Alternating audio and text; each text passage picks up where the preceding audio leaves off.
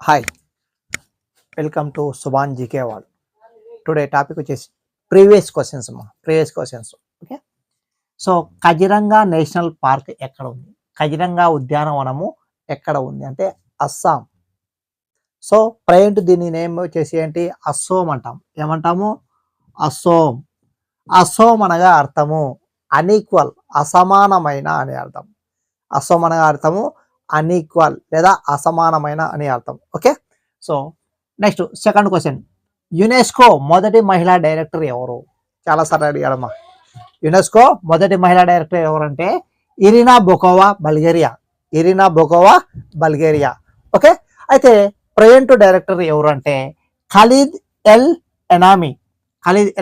Egypt 2025 నవంబర్లో elect అయ్యాడమ్మా. Okay, next మూడో question, భారతదేశంలో కంప్యూటర్ అక్షరాస్యతను సాధించిన మొదటి జిల్లా ఏది?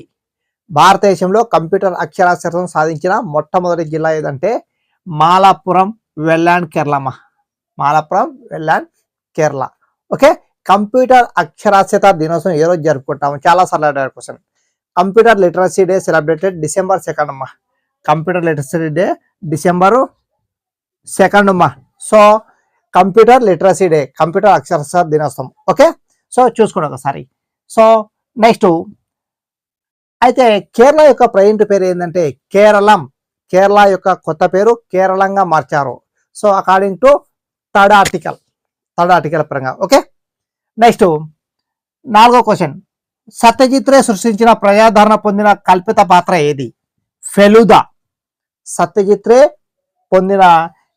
సృష్టించిన ప్రజాదరణ పొందిన పాత్ర ఏదంటే ఫెలుదా. ఇది ప్రీవియస్ క్వశ్చన్స్ అడిగాడు. ఓకే, సో ఎవరి సత్యజిత్ రే?